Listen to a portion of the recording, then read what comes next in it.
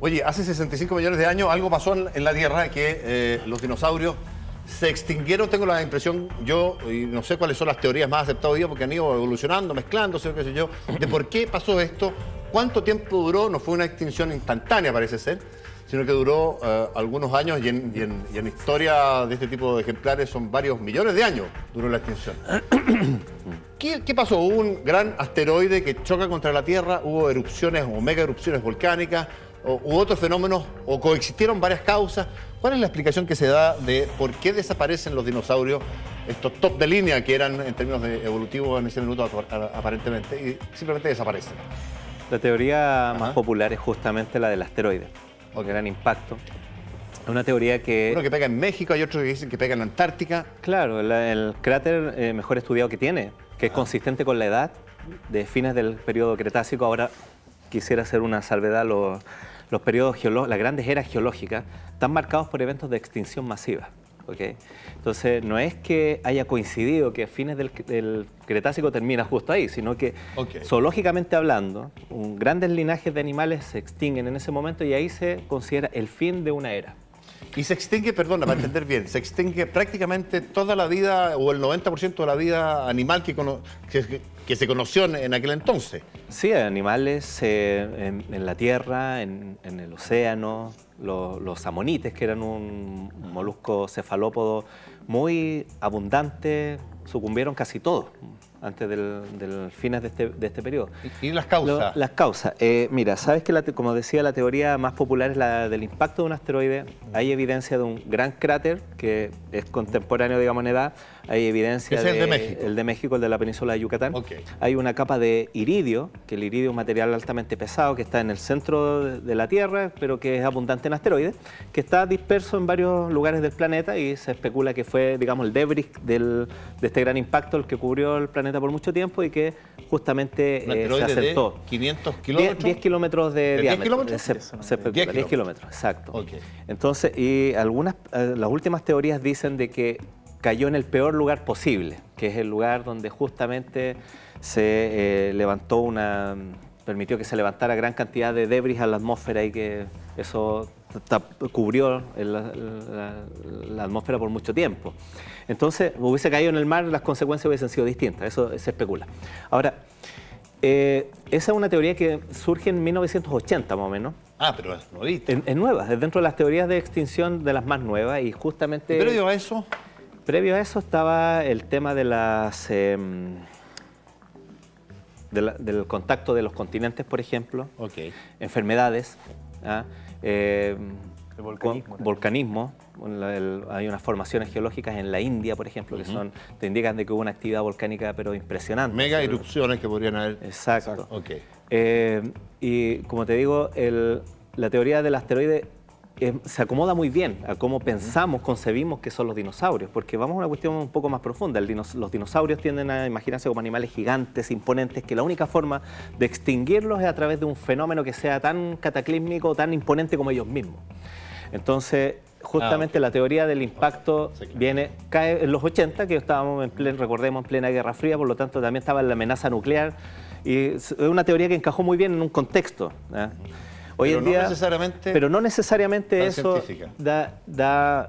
cierra todas las preguntas. No es una teoría redonda en términos de la extinción, porque hay muchos vacíos que te deja, sobre todo de qué animales sobrevivieron. Es que esa es la pregunta, porque se extinguió casi todo, pero no todo. Claro. Y la pregunta es por qué algunos sobrevivieron, quiénes sobrevivieron y dieron lugar a una evolución hasta el día de hoy de la cual somos nosotros hijos, ¿no? Claro. Exacto, de hecho, si no es por lo que comentábamos hace un rato sobre la evolución de los mamíferos, los ancestros de los mamíferos aparecen casi al mismo tiempo que aparecen los primeros dinosaurios. Entonces, aparecen simultáneamente cuando se extinguen. Menos, claro, pero los dinosaurios... mucho antes. Con los dinosaurios. Con los dinosaurios. Con los dinosaurios. Pero vienen de una extinción que marca el fin de la era paleozoica, que es la era previa. Entonces los ancestros de los mamíferos en ese momento pasaron por un momento complejo en su historia evolutiva.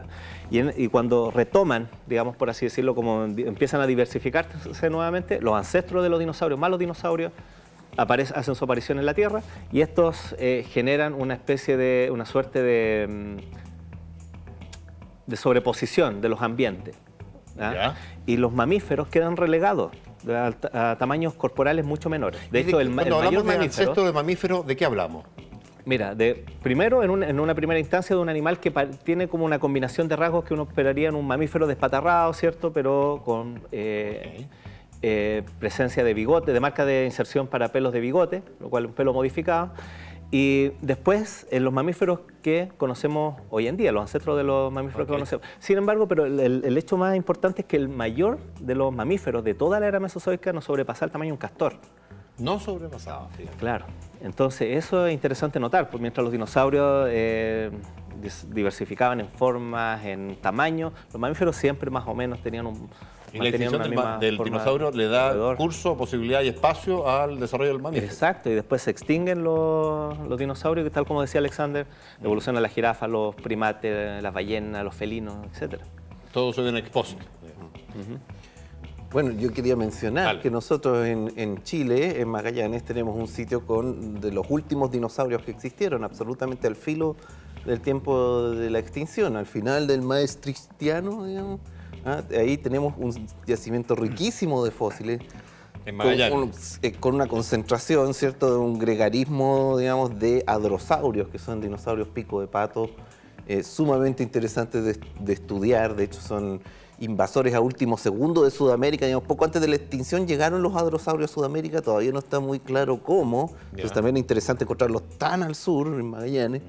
Pero lo increíble es que con el trabajo con los paleobotánicos ellos están estudiando la flora, y la flora es muy especial, y lo que están a través de distintos estudios están viendo que efectivamente la temperatura era muy fría, era estacional y llegaba a ser muy fría, y esto coincide con algo que pasó justamente hacia la extinción de los dinosaurios, que es un enfriamiento global. Y probablemente hielo que se formó en los polos, porque también hay un descenso de los niveles del mar. Todo eso se está cachando, digamos, ahora que sucedió. Entonces, probablemente los dinosaurios, digamos, el asteroide, claro, tuvo que ver, pero solito quizás no hubiese sido... Y explicar por sí mismo todo lo que pasó. El desastre tan grande que solamente las aves de todo ese grupo tan exitoso y diverso de animales. O sea, realmente fue una cosa insólita. Y entonces hubo cambios climáticos, también mucho... superficie que era cubierta por mar pasó a ser continental. Habían mares epicontinentales que desaparecieron. Entonces podemos hablar quizás de una tormenta perfecta, porque estas mega erupciones que hubo también fueron importantes, no fueron ninguna materia de risa, digamos, el de Cantraps, y todo eso está ocurriendo al mismo tiempo. Por eso yo siempre saco esta palabra. La tormenta perfecta. La tormenta perfecta, porque...